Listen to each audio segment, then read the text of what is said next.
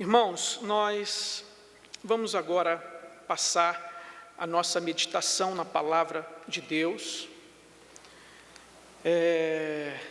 Antes de realizarmos a leitura, na primeira carta de Pedro, capítulo 1, primeira carta do apóstolo Pedro, capítulo 1, primeira carta de Pedro, capítulo 1, versos 3 a 9. A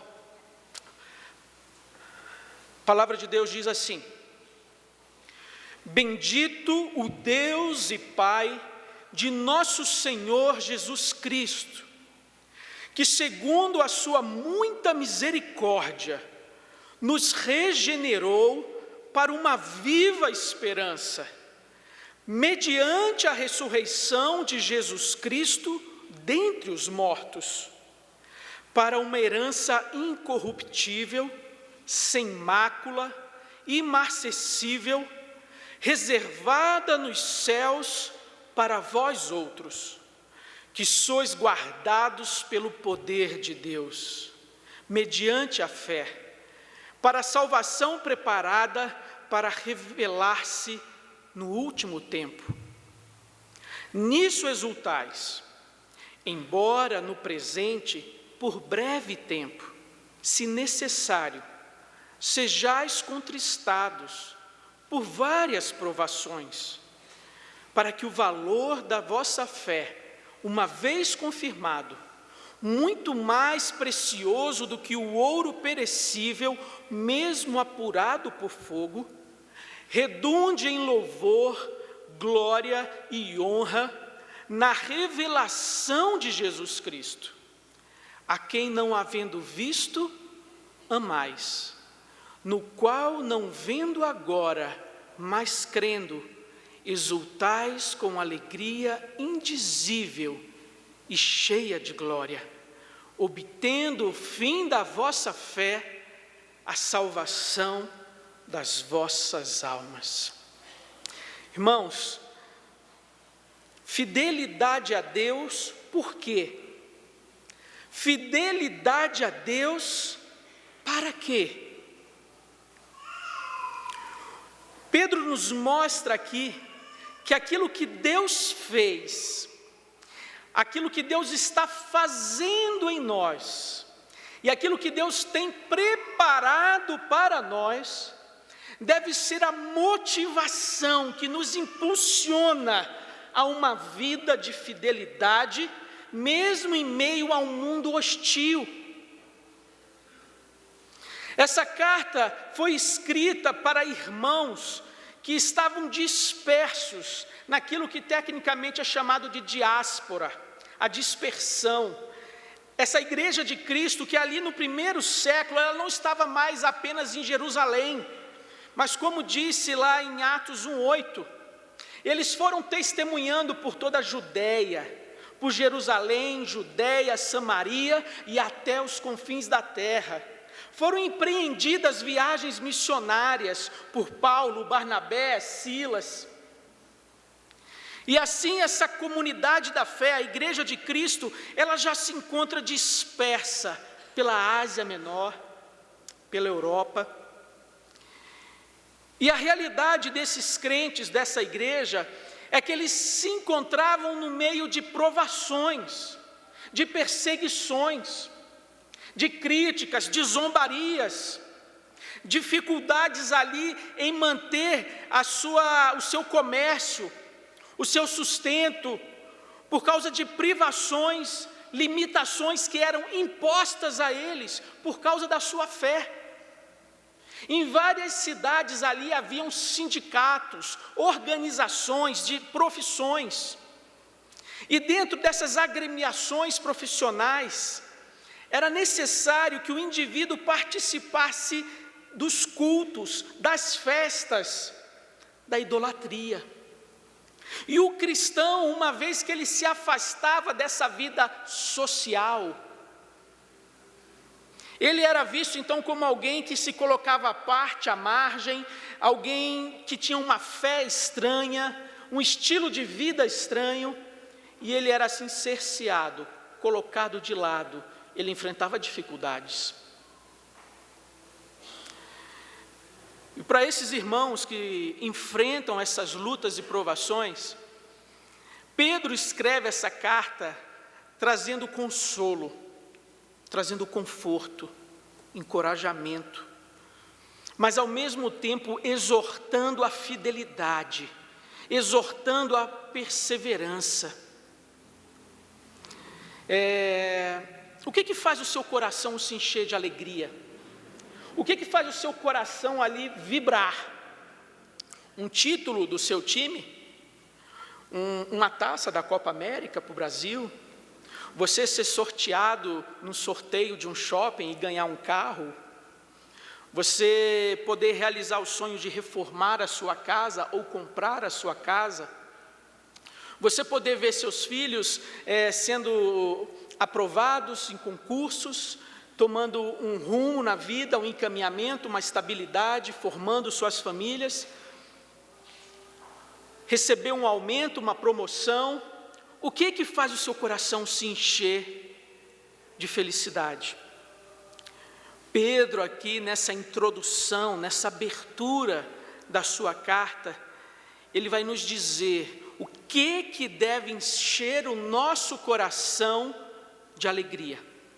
O que deve nos motivar a uma vida de fidelidade a Deus. E a primeira razão, o primeiro argumento é a origem e a base, a origem e o fundamento da nossa salvação. O fundamento da nossa salvação deve nos encher de alegria e deve nos motivar à fidelidade. E aonde se encontra esse primeiro argumento? Justamente no verso de número 3. Quando Pedro diz assim: bendito o Deus e Pai de nosso Senhor Jesus Cristo, que segundo a sua muita misericórdia, nos regenerou para uma viva esperança, mediante a ressurreição de Jesus Cristo dentre os mortos. Para irmãos que estão vivendo em sofrimento, em provação, em lutas, Pedro ele não começa falando do homem, Pedro ele não começa falando das nossas aflições e necessidades, Pedro começa dirigindo o nosso olhar, colocando o nosso foco na pessoa de Deus, na grandeza e no amor de Deus. É isso que nós devemos trazer à nossa memória constantemente, que a nossa vida ela não se processa aqui nesse mundo ao acaso, ao sabor do destino, mas nós somos filhos de um Deus bendito, um Deus cheio de grande misericórdia, e foi por causa dessa misericórdia que Ele nos escolheu, que Ele nos separou, que Ele gerou em nós vida. Aqueles que estavam mortos em seus delitos e pecados, na sua miséria, na sua tristeza, na angústia de uma vida vazia, que dependia de artifícios, de subterfúgios, para ter momentos de alegria fugazes. Vidas ali assoladas pela insegurança e medo do futuro, medo do envelhecimento, medo do adoecimento, medo da morte, medo de perder a sua segurança e estabilidade financeira. Deus nos livrou de uma vida assim, onde o fundamento da nossa segurança e alegria se encontram nas circunstâncias à nossa volta, onde a nossa alegria e paz depende da aprovação das pessoas, de sermos queridos, aceitos.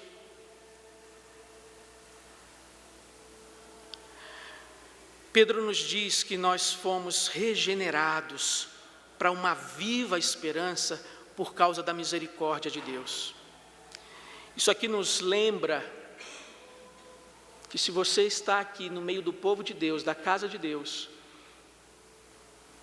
Se você foi separado por Deus, não é porque havia em você qualidades especiais, não é porque você era uma pessoa acima da média, uma pessoa bondosa, uma pessoa altruísta, de valores, uma pessoa religiosa.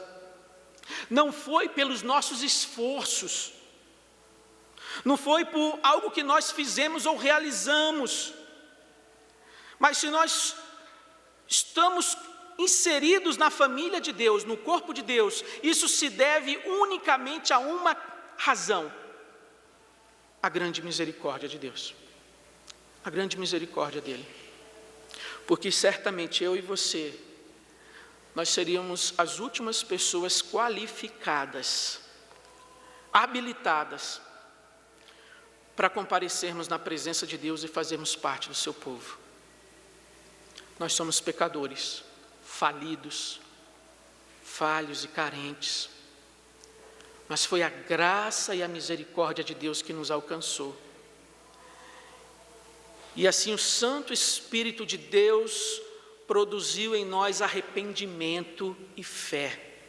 O arrependimento e a fé não são a causa da regeneração, não são a causa do novo nascimento, mas são resultado, é o produto, porque o Espírito Santo agiu na vida, no coração daquele indivíduo, ele se manifesta, ele exterioriza de maneira pública o seu arrependimento e a sua fé, assim como o primeiro choro de um bebê. Não é aquele choro que traz a vida, não é aquele choro que gera a vida, mas aquele choro é uma manifestação, um resultado, porque ali há vida. Assim, o arrependimento e a fé não são a causa da nossa salvação, são apenas o meio, o instrumento, o resultado, uma evidência daquilo que o Espírito Santo fez, gerando vida em nós. E isso foi realizado em nós através da ressurreição de Jesus Cristo. Esse é o alicerce da fé cristã, é a base da nossa esperança, que aquela cruz está vazia, que aquela tumba está vazia, que ele venceu a morte, que nada pôde detê-lo, ele venceu, ele está à destra de Deus Pai. Esse é o fundamento da nossa esperança, esse é o fundamento da fé cristã. E essa viva esperança para a qual fomos regenerados, por meio da ressurreição de Cristo, é uma viva esperança que ela aponta, que ela tem como alvo, como consumação, realização final, recebermos uma herança que é incorruptível, sem mácula, imacessível, reservada nos céus para vós outros.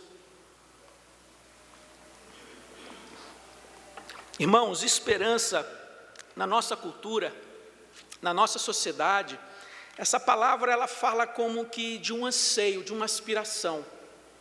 Ah, pastor, eu espero ter uma boa colocação naquela prova. Eu espero que saia uma publicação, um edital, convocando os aprovados. Eu espero encontrar a tampa da minha panela. Enfim, anseios, expectativas. Há uma esperança. Mas esperança no contexto bíblico não fala de um anseio, de uma expectativa, um desejo subjetivo que pode acontecer ou não. Na categoria bíblica, a esperança, ela é a convicção, ela é a plenitude da garantia, da certeza de que Deus fará no futuro aquilo que Ele disse que vai fazer, aquilo que Ele disse que vai realizar. Ele não é homem para mentir. As suas ricas promessas já têm se cumprido uma após a outra. E assim a sua promessa de nos conceder o seu reino, um corpo ressurreto e glorificado, livre de aflições, limitações, lutas, angústias e dores, a sua promessa vai se cumprir, porque Ele é fiel. Essa herança, ela é incorruptível, ela não pode ser destruída, ela não pode se deteriorar, ela não pode murchar, envelhecer, ela permanece forte, pungente, vibrante. Ela permanece com a sua data de validade em pleno vigor. Nós somos regenerados para uma viva esperança de, no futuro, no tempo de Deus, Ele nos conceder plenamente essa herança incorruptível, reservada nos céus. Meus irmãos, é nos céus, não é aqui nessa terra, nesse mundo como ele está hoje. Esse mundo hoje é um lugar de aflições, lutas e dores. A igreja hoje é uma comunidade, ela é um povo onde há problemas, dificuldades, incoerências. O trigo e o joio crescem juntos. Salvos e não salvos ocupam e convivem no mesmo espaço. A Bíblia diz isso. Judas estava no meio dos 12. E no meio da igreja há aqueles que foram regenerados e aqueles que estão ainda acomodados. E por causa disso a igreja enfrenta dificuldades, problemas, incoerências, picuinhas. Isso aqui não é ainda uma igreja perfeita. Aquela noiva sem mácula, aquela noiva sem mancha, maravilhosa e linda que o Senhor Jesus vai buscar na sua segunda vinda.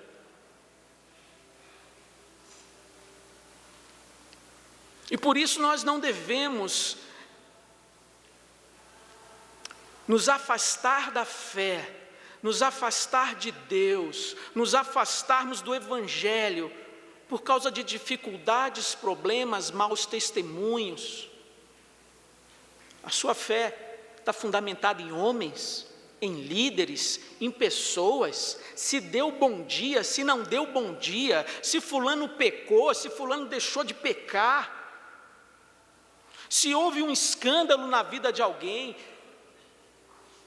São eventos assim que vão dizer o ritmo da sua fidelidade e perseverança em seguir a Cristo.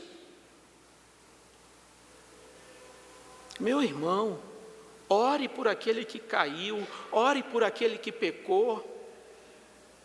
Se for o caso, vá até ele, dê uma palavra de conforto, de confronto, de exortação. Mas não fique escandalizado. Não vá postar nas redes sociais pecados, incoerências e falhas de irmãos ou da igreja. Nós já temos um mundo para nos acusar. Nós já temos Satanás, que é o acusador. Nós, como povo de Deus, não precisamos fazer esse serviço de dar publicidade às lutas, dificuldades da igreja e da vida dos irmãos. Se você sabe de algo, procure o pastor. Procure o pastor, relate, comunique. Está aqui as provas, está aqui. Se for necessário ir no conselho, eu vou, sustento o meu testemunho e que isso seja tratado. Agora não vá para as redes sociais, colocar ali indiretas, colocar ali coisas que geram interpretações. Isso é um desserviço. Isso não traz glória ao nome de Deus. Isso não edifica a igreja. Isso não é um testemunho diante do mundo. Nós precisamos de sabedoria. Nós precisamos de maturidade. essa herança completa, plena, essa nova vida, essa comunidade perfeita, essa igreja perfeita, é no céu, não é aqui nessa terra. Mas o texto vai nos dizer também que diante dessas nossas dificuldades, incoerências, lutas, fraquezas, nós não precisamos ficar desesperados e angustiados, sabe? Nós não precisamos ficar desalentados, porque o texto diz que nós somos guardados pelo poder de Deus. Aquele que foi regenerado, aquele que de fato teve um encontro com Cristo, foi salvo, marcado com o sangue do Cordeiro. A palavra diz que ele é guardado pelo poder de Deus. E aqui esse guardado pelo poder de Deus, meus irmãos, não é que ele é guardado de não ter que enfrentar provas, não é que ele é guardado de não ficar desempregado, de não adoecer, de não ser assaltado, de não ter um acidente de carro. Não é que ele é guardado desses infortúnios. Ele é guardado de abandonar a fé. Ele é guardado de apostatar. Ele é guardado de abraçar o mundo e viver e morrer no mundo. Ele é guardado no sentido aqui que o texto quer nos colocar, de que essa fé, essa salvação, essa regeneração, essa herança que nos é prometida, ela será efetivada, ela será consumada. Como Paulo diz aos Filipenses: aquele que começou a boa obra em vós, ele não vai deixar pela metade. Não vai ser como as obras do governo, inacabadas, né? A obra que ele começou na vida dos seus eleitos escolhidos, ele vai completar. Nós seremos guardados de abandonarmos a fé, de abandonarmos o Senhor, mesmo diante de provas, luta e sofrimento. E ao mesmo tempo onde nós somos guardados, a nossa herança também é guardada. A nossa recompensa também é guardada. E o texto diz que esse guardar pelo poder de Deus, que ele se processa mediante a fé. Uma vida que cultiva, que alimenta a fé. A vitória que vence o mundo é a nossa fé. O justo viverá por ela, e sem ela é impossível agradar a Deus. E como que nós alimentamos essa fé, meus irmãos? Como que a nossa fé é fortalecida? Guardando rancor contra o irmão? Deixando de perdoar o irmão? Aquele que o ofendeu, aquele que espalhou historinhas a seu respeito, que o decepcionou, aquele que lhe deve dinheiro e não paga, se afastando da igreja, criticando a igreja, jogando pedras na igreja, se tornando um cínico com as suas palavras, seus comentários. É assim que a nossa fé é fortalecida, abraçando as ideologias desse mundo, dessa sociedade, dessa cultura, que prega que o homem deve buscar a sua individualidade, a sua realização plena, a sua felicidade e alegria plena, seja quem você é, seja quem você quer ser. Isso vai para a sexualidade, isso vai para os relacionamentos afetivos, para o poliamor, para o poli não sei o quê, meus corpos, minhas regras. Esse é o discurso desse mundo, e isso é colocado como a vanguarda, como a evolução, o desenvolvimento de uma sociedade, sabe, mais inclusiva. Muito atraente esse discurso, muito diabólico. A Babilônia era um lugar muito inclusivo. Ali em Atenas cabia culto e adoração a qualquer ídolo. Só não cabia a adoração exclusiva ao Deus verdadeiro. Não é você como crente, como jovem, como adolescente, que está mais exposto a essa ideologia, a essa lavagem cerebral, por conta do ambiente universitário que prevalece e predomina no nosso país. Jovem, adolescente, você não pode engolir e beber esse discurso aparentemente correto, moderno, pacífico, amoroso.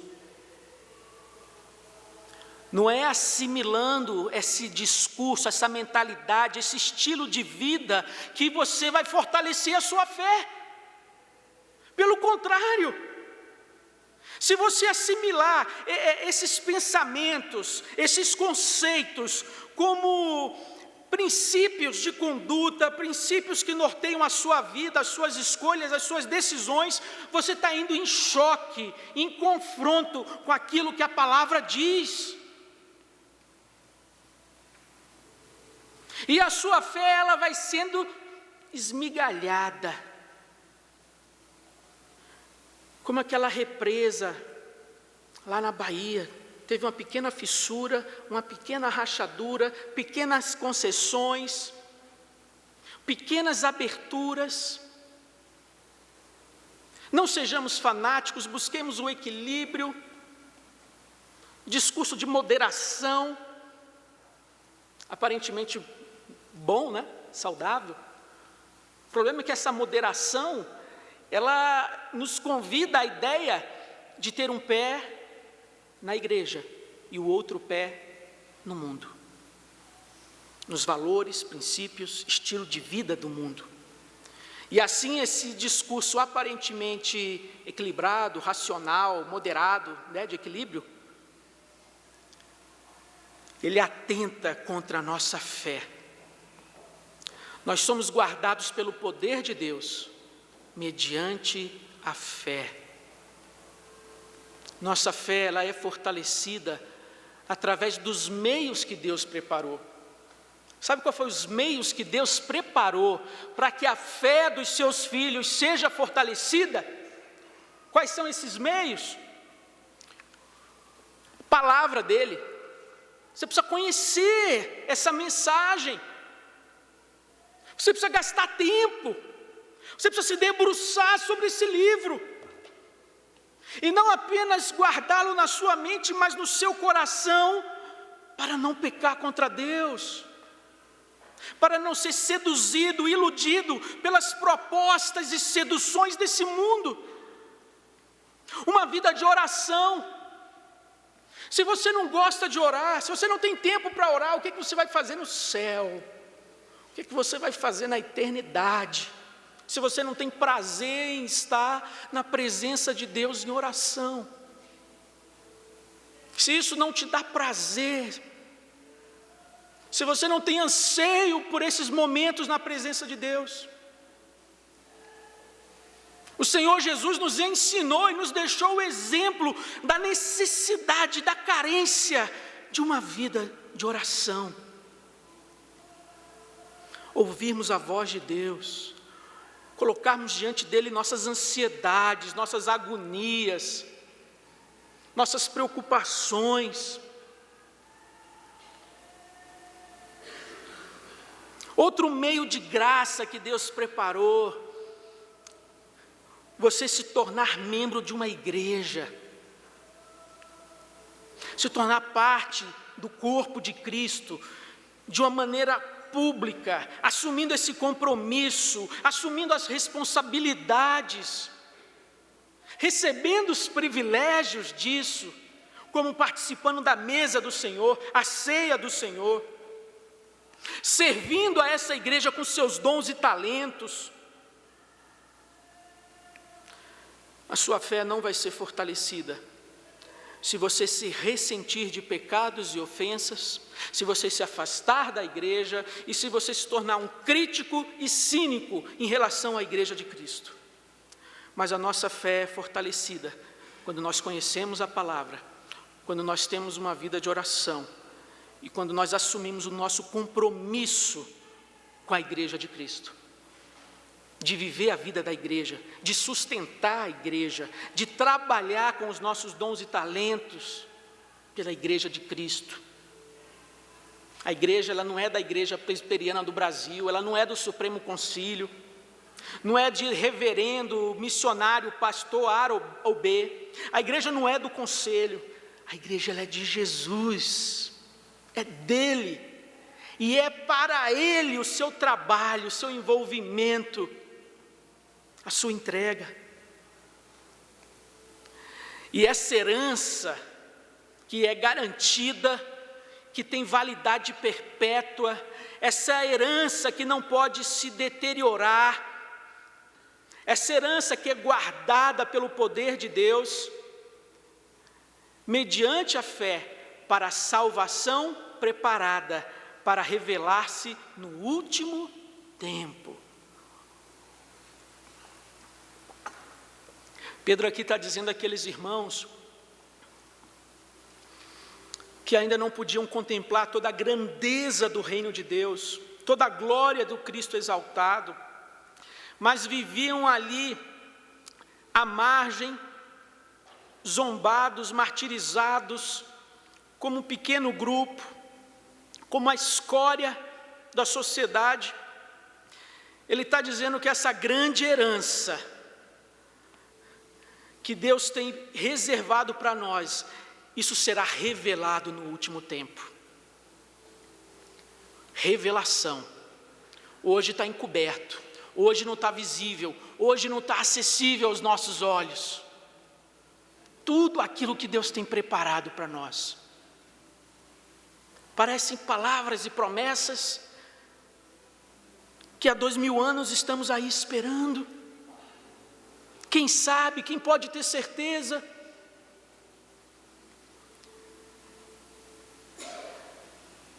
Essa salvação está preparada para revelar-se no último tempo, no último momento.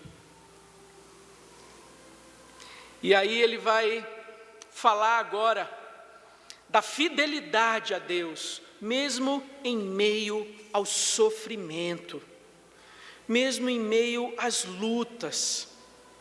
Fidelidade a Deus não é só nas bênçãos, alegrias, respostas de oração, boas notícias, mas a fidelidade a Deus, ela é exigida como algo constante na vida cristã, na nossa vida. Mesmo que as circunstâncias mudem, nós devemos permanecer em fidelidade a Deus. E no verso 6, Pedro então vai dizer àqueles irmãos: nisso exultais. Nisso o quê? Exultar em quê? Lembra da minha pergunta? O que enche o seu coração de alegria? O que enche o seu coração de exultação? Pedro diz aqui: nisso exultais. E ele está se referindo ao que foi dito anteriormente, a essa misericórdia de Deus, a essa regeneração, a essa viva esperança, a essa herança que não pode ser roubada, o fato de sermos guardados pelo poder de Deus, essa salvação que vai ser revelada no último tempo. Tudo isso que Deus realizou e fez por nós deve ser motivo de nos trazer grande exultação, porque ninguém pode roubar, porque não depende de nós.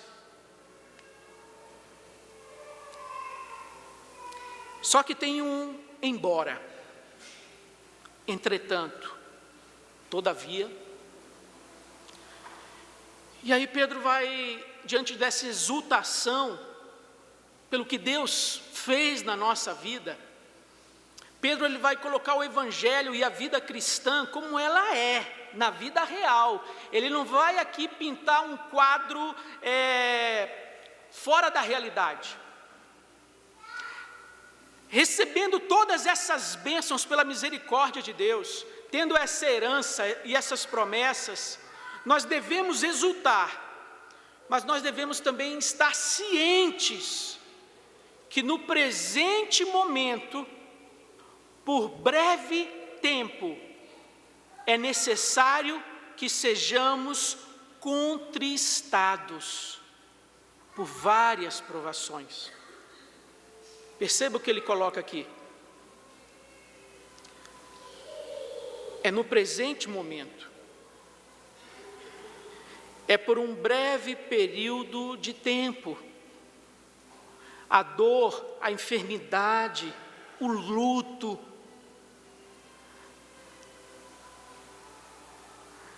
essas coisas não vão durar para sempre na nossa vida. O sofrimento, a depressão, a angústia, isso não vai perdurar eternamente na nossa vida, isso vai passar. Se a esperança de Deus, ela não tem data de validade, ela permanece, ela é infalível, ela vai se cumprir, ela é garantida. Ao contrário disso, o sofrimento e a dor têm data de validade. Há um limite. Breve tempo.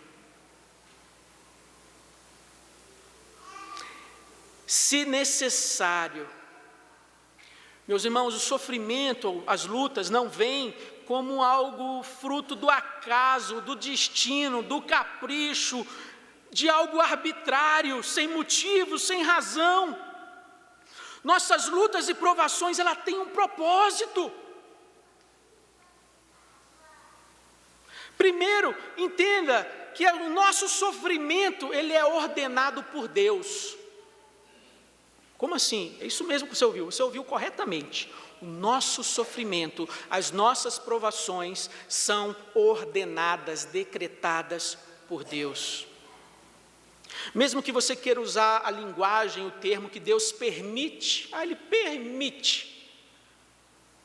Bem, se Ele permitiu, como você prefere, Ele tomou uma decisão, Ele carimbou, Ele falou, pode ir, vai.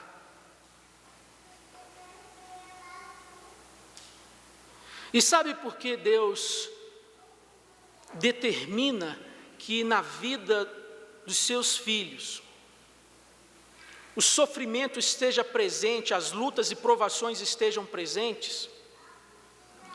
Porque as lutas e provações são um instrumento para o fortalecimento da nossa fé.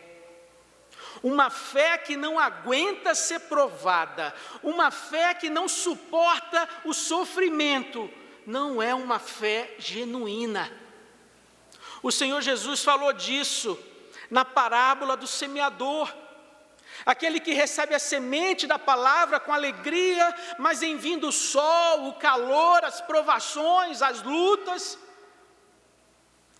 aquela semente, aquela planta, ela morre, murcha e não dá fruto e desaparece.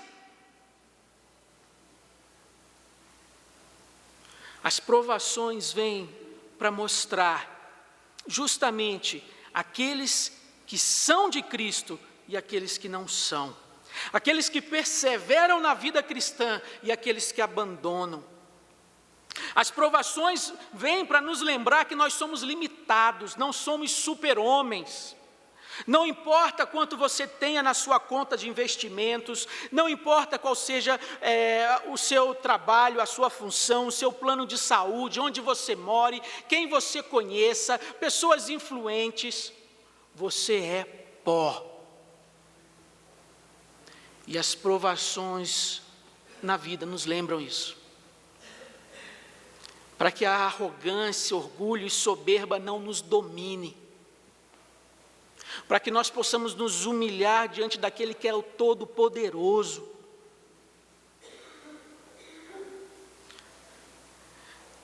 A provação é esse instrumento que Deus usa para fortalecer a nossa fé, para nos purificar. Como o ouro é purificado das suas impurezas quando ele é ali depurado no fogo. Para que o valor da vossa fé, uma vez confirmado, provas, lutas que confirmam a nossa fé, confirmam a nossa vocação, e que vão resultar em louvor, em glória, em honra, na revelação de Jesus Cristo, no último tempo, no último dia. O nome dele será exaltado, será glorificado.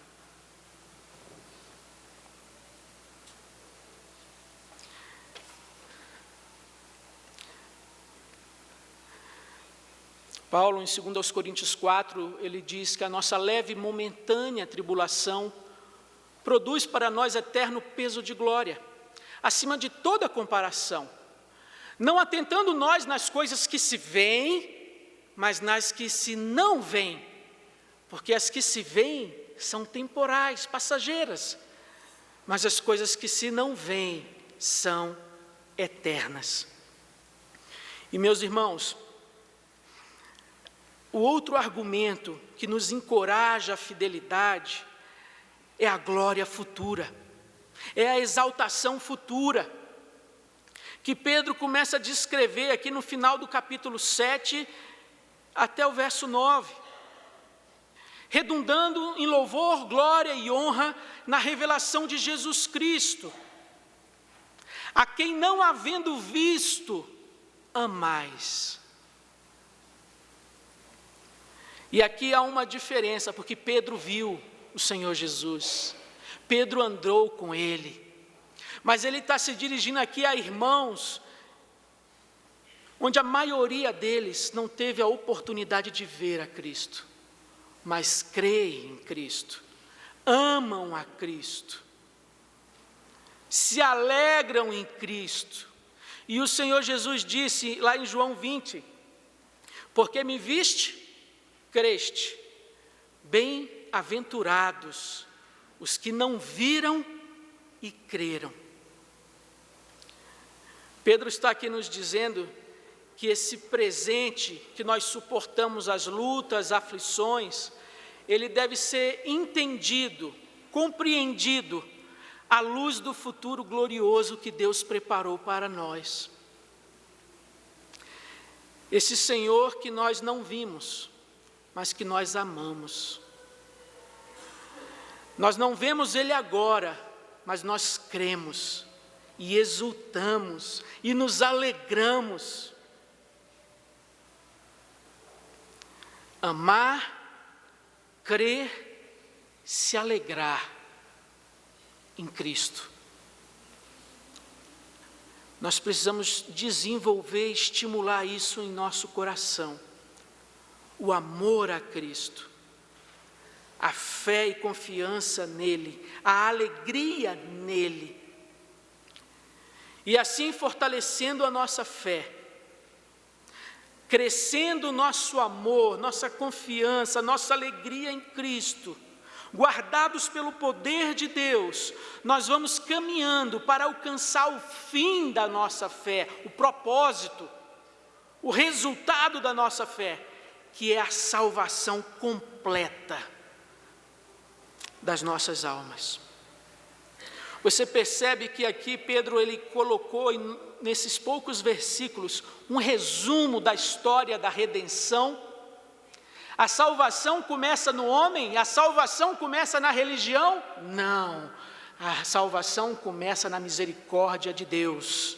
A salvação, esse regenerar, é obra do Espírito, é baseada na ressurreição de Cristo. Ele nos dá uma viva esperança, uma herança que não pode ser roubada. Somos guardados pelo poder de Deus, e por isso devemos nos alegrar, sabendo, contudo, que haverão lutas e provações.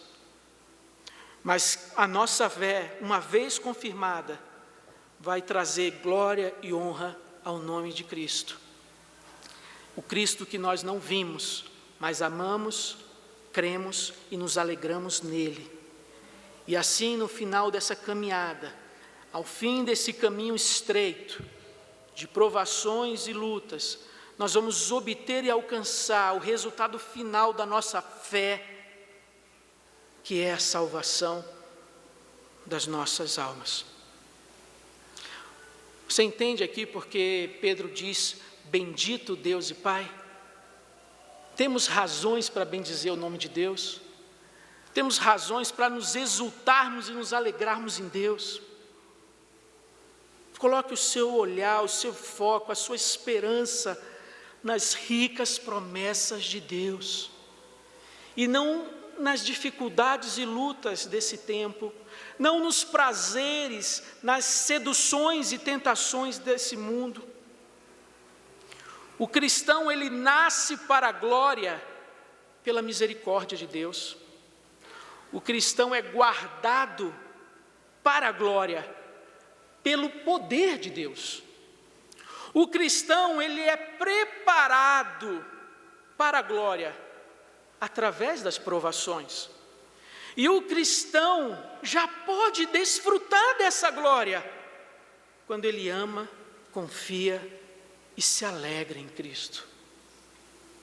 Não é só para o futuro, não é só para o porvir, é para hoje, é para agora. E tudo isso deve nos encorajar a uma vida de fidelidade a Deus. Eu finalizo aqui com um texto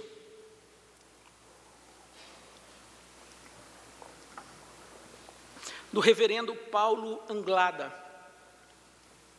Foi um pastor presbiteriano, exerceu o seu ministério ali em Belém, faleceu esse ano, com 64 anos, estava nos Estados Unidos. Foi uma morte súbita, acho que uma questão cardíaca, ele não estava acamado, não estava doente. Um homem muito admirado por aqueles que o conheceram, pelo seu conhecimento, pela sua piedade. E ele escreveu 4 comentários sobre o livro de Atos dos Apóstolos. Na verdade, sermões, pregações que ele trouxe à igreja e ele colocou nesses 4 livros. E no volume 4 dos seus comentários, há esse texto que eu vou ler. E esse texto, ele foi postado no Facebook da viúva, a irmã Laíse Anglada. E o texto é o seguinte, que ela compartilhou ontem. Texto da autoria do reverendo Paulo Anglada. Diz assim: o que nos aguarda? O que acontecerá com a nossa saúde? O que ocorrerá com as pessoas que nos são queridas? E quanto ao nosso emprego? E a nossa vida? Não sabemos. Mas que possamos recebê-lo com o coração em paz, porque sabemos que Cristo está no trono. Todo o poder lhe foi concedido nos céus e na terra. E as nossas vidas estão em suas mãos. E o que quer que nos aconteça, a semelhança do que ocorreu aqui com o apóstolo Paulo, contribuirá e cooperará harmonicamente para que a vontade daquele que nos remiu e nos salvou em Cristo Jesus se cumpra na nossa vida de maneira plena e cabal. O que nos aguarda, o que será da saúde, o que será dos nossos queridos, do nosso emprego, do nosso país, da nossa previdência, não sabemos. Mas nós podemos ter o coração em paz, porque a gente sabe de uma coisa: o Senhor Jesus está no trono, com todo o poder e autoridade. Nossas vidas estão em suas mãos, e seja o que for que aconteça com você ou com a sua família, saiba que vai contribuir e cooperar para que a vontade de Cristo se cumpra completamente na sua vida. Não vai ser um acidente, não vai ser uma seta do diabo e do maligno, é a vontade perfeita de Deus para cumprir os propósitos de Deus. Que Ele assim nos abençoe e fortaleça a nossa fé.